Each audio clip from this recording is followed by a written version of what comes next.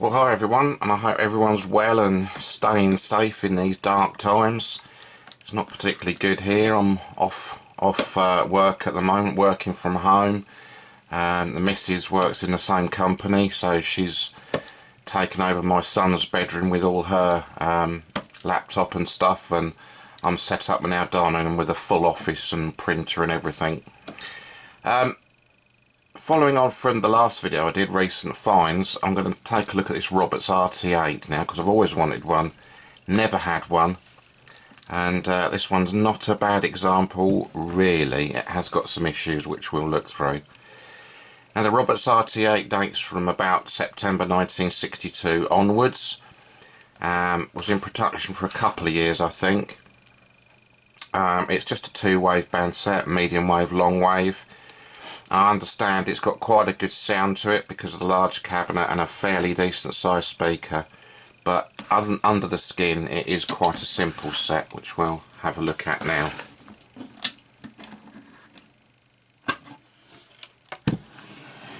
So nothing much to it really. The circuit is on an early PCB. I think it runs off 3 or 4 AF117 transistors. Likely one of those has gone bad, because the set, I can hear the audio amp working, they're not particularly well, but I'm getting no RF through. Now these were originally powered by a long rectangular PP10 9-volt battery, which I believe, though I've never seen one in the flesh, likely would have filled this space here. So quite a big unit. This one's going to be powered by a PP9 battery, and someone has in fact converted it into a PP9 configuration, and I guess they've just snapped off or pulled off the original battery snaps here, and that's not a soldered joint either. Now that would have had two single battery snaps on the end of this lead, and I guess they would have plugged into one end here. Now the main issue with this radio is the colour.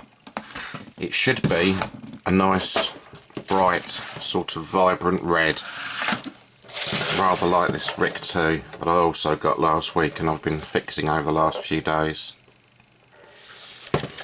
Now it's not too bad on the front, but the rear is very sun faded indeed, and it almost looks, though it looks quite red in the camera, it's almost the same colour as the Roberts tan colour radios that we often have. Now I have bought some red leather dye. Unfortunately, because the base is quite brown, I'm sort of aware that adding a red shoe dye onto it might actually make this rather like a reddy muddy brown colour, and even worse than it is. So I'm going to have to find a spot somewhere down here maybe, and just have a little test patch just to see how bad it is. The rest of the radio is not in too bad condition. It's obviously missing a lot of its plating. This handle cap here should be like a chrome plate. I think someone's put some paint on there just to tidy it up. The handle's not in too bad condition, just one crack there. The brass trim around the edge here is all dull and horrible. This one's lacquered, so it's bright. The grille needs a good clean. The Roberts badge is missing a little tiny bit off the end of the top of the R there, and would have been originally a chrome colour. Yeah, a chrome colour, but I think you can still buy new ones of these, and if not, we'll just have to touch it up. The two most important things that I've seen when trying to buy one of these before is that the knob's cracked, and indeed these have, and the dial face, sometimes the screen printing starts to flake off. Can't really repair that once the section's gone, because you'll never match this cream colour again. So we've got some work ahead of us. I'll need to prep this case just to get all the dirt and stuff off without taking any more of the red off, so I can prep it for more leather dye. This stuff's actually quite red actually, so I'll tip it out. it is quite red. And in fact I used it on the RIC 2 case here, but that was a much better underlying red. So we'll see how we go here. That one's number 162 and you can buy it from Amazon. They do 50 or 60 different colours, so I might buy some more of this. That's the box. Caps, super colour. They've spelt colour wrong. Disgrace. So yeah, prep the set, get all the dirt off. We're going to try and clean this brass before I add the leather dye to it. And then we're going to work on the electrical side. So I'm going to start by cleaning the case and just see exactly how bad it is. Back in a minute. Right, I'm going to begin cleaning this now, and this radio is a year older than I am.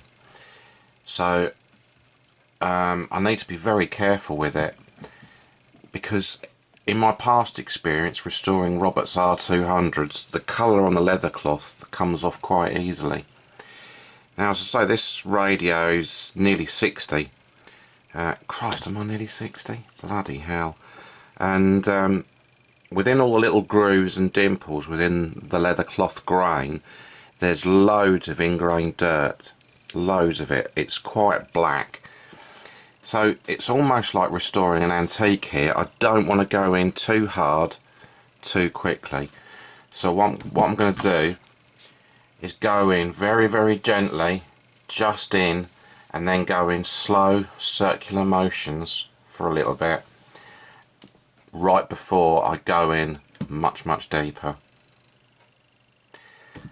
So this dirt will need to be wetted and then slowly taken off. So I'm going in circular motions, just trying to get some of this dirt out. Otherwise the leather dye is going to look particularly awful. If I were to go, I mean, this is real leather I believe here. If I was to go in like that on this, you can start to see some of that colour coming off.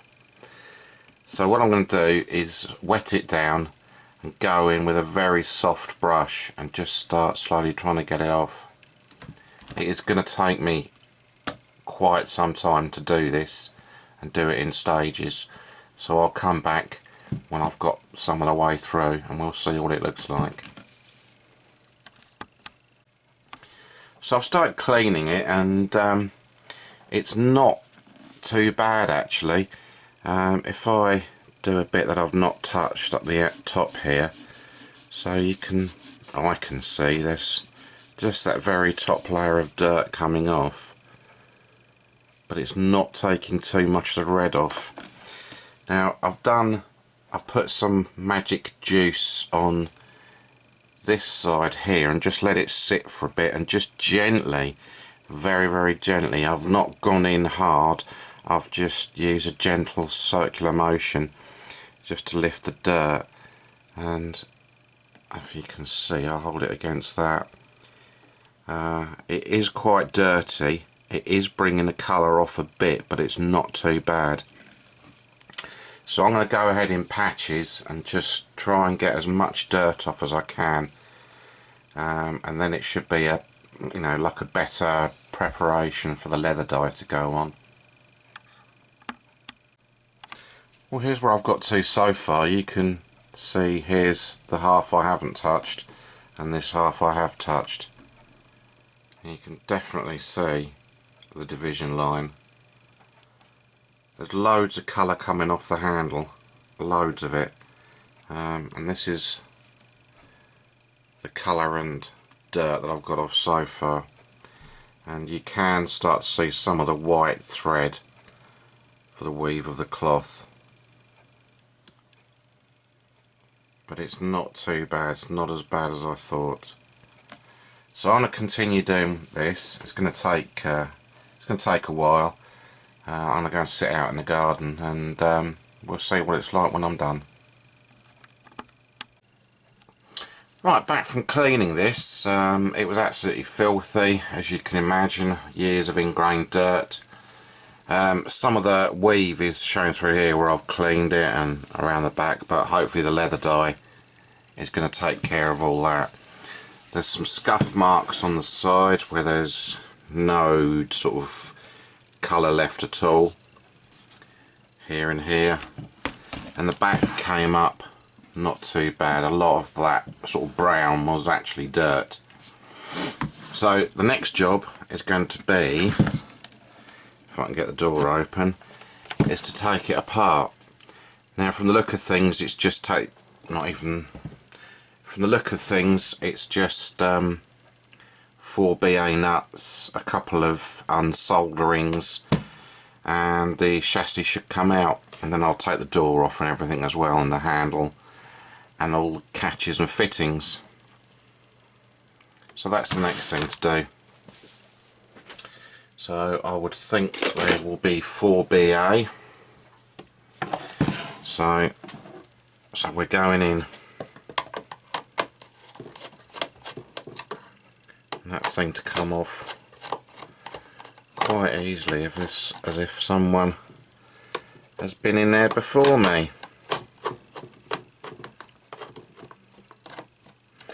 Well, to save you watching me do all this, I'll fire the soldering iron up, get all the unsoldering points, which is basically the speaker. The headphone jacket may need to come out, may not, but certainly this aerial connection, that needs to be unsoldered, and I'll get on with doing that. Okay, the radio's in its larger chunks now. I've taken the back door off, the speaker out, and I've just popped the grill out as well. I had to seek advice on that because I've never owned one of these radios before, and I didn't want to end up creasing it.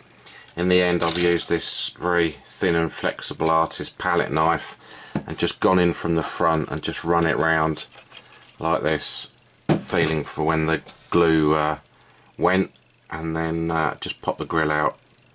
And you can still see traces of the glue around here, so that'll need to be cleaned up. The rest of the set, the speaker's a very nice roller unit, 20 ohms, great big magnet, and that's held in place by these two parts here. Just for my own note, the Marconi license tag goes on that side. And again, just for my own note, there's 2 foam strips running across here, and the foam's just gone to powder on these. And then the back door's removed so I can clean up the hinge. I noticed that this usual card gasket around here has been painted black, as has the front of the plywood bits there. The chassis is out as well, not much to talk about here. It's a very simple radio, very early PCB. Set's in quite good condition actually.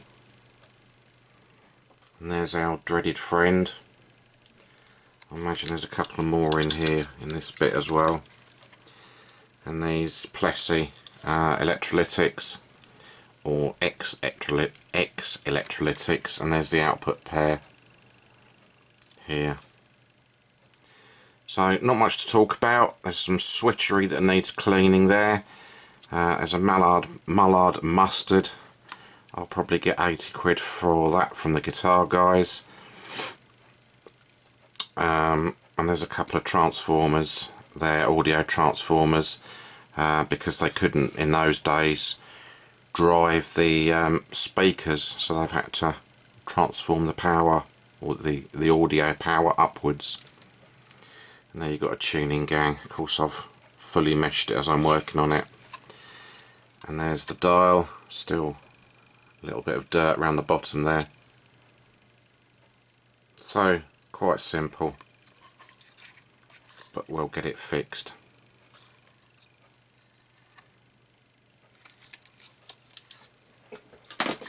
So next step, I'm going to clean this grill out and put it somewhere safe along with the speaker. I'll probably put the speaker on top of it like that, just to keep that bit safe, and put a bit of card over it or something with some tape on the top. All the nuts and bolts are bagged up, so the next thing is just I'm going to go around all the nooks and crannies and get all the remaining dirt out, and then try and pull this brass strip, which is probably hammered in the corners here with nails. I'm not sure about that yet, so I'll look at that and then try and polish this up as well. Now whether I tape it off in sections and just try to polish it up like that, I'm not sure. Actually removing it, it's held in by 2 pins here. I'm not sure removing it is the wisest idea. You know, it is old, but we can see. I can try a little bit and see if it just pops off, because you know I don't want to crease it. I'm going to have to pull the pins out and then widen it so it goes over, and then hopefully I can pull it out, but it is quite deep in there. And there's also a little bit of a tear in the leather cloth there, which is old. Spotted that when I was cleaning it, so that needs sticking down before I go and make an upward stroke and rip it off even further. And also I did try to get the handles out, but they're held in by quite heavy gauge brass tangs there. I don't think I'll be able to get those out, which is a little bit annoying, but I'm going to have to work with what I can, with what I've got. So that's the next stage, and at least I can try and attempt to get the Roberts badge out as well, which is heat soldered in. So I might just see if I can get a little bit of plastic and make the end bit on the scroll here. It shouldn't be too hard to do. That's quite within my capabilities, but I would like to get this brass trim off and clean that up because it's a bit grungy. So that's the next steps, and I'll probably do that in another video. As I mentioned earlier, these old plastic knobs, they're not very well designed really. There's a lot of stress on them and they've cracked.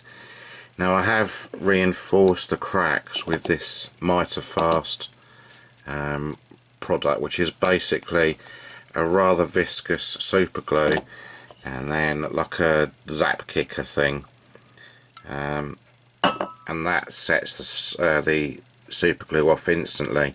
Now what I'm going to do just to reinforce the joints is I've got a McDonald's coffee stirrer, and I'm going to put a couple of bits in here just to support the joint a little bit, and I'm going to give these a good old dollop of super glue, and then set it off. Hopefully that should work and support the joint a little bit longer. I would use Alradite, but I'm all out at the moment, and of course it's unwise to go out and get some more at the moment, so I'm going to have to order it. This is going to get a bit hot. So all I'm trying to do is just support the crack, because it's, I'll show you the other one, it's sort of like a skeleton thing, so you can see the brass cap through here. It's quite sort of skeleton, there's not much to, you know, support. So when people tighten these screws up, they tighten against the shaft and it pulls it in, and as you can see with this one, it's started to crack here. Now super glue is absolutely useless for gap filling, but yeah, so I'm just trying to support that that joint here. Put the super glue product away, and I'm just going to set this off, and that'll be as hot as you like. I bet I can. If you've ever put super glue on a bit of tissue paper, now how that's gone hard, so that's sort of helped it a little bit. Of course you can't see it, but it's just going to stop it sticking, splitting. And what I shall do is I shall put it in this little vice thing here and just clamp it up overnight so it doesn't split. I mean, that should have set straight away, but it hasn't.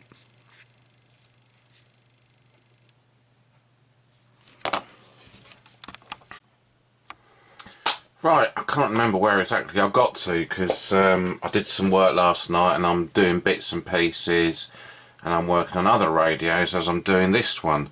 So I think the last little bit I filmed was just these knobs, just trying to make them more structurally sound. Last night I did go for 3 coats of leather dye on the end here, and that has really turned out quite well. So I'm just going to show you an application just on a little section, maybe the top here, and then I'll do the rest of the radio. I'm also watching Graham as I'm doing this, who's busy at 1.5 500 there. So this is just going to be a quick interlude just so I can complete this video, because if you make YouTube videos you'll know just how long it takes to actually do a little section. So I've got this stuff, I'm going to dip my brush in it, or the brush in it, and try not to lose too much of it on the brush, on the handle itself, like that, Andrew, because it isn't that cheap. And I'm just going to paint on as much as I can there. And then I'm going to use the slightly damp sponge that comes with it just to smooth it out so there's no streaky bits.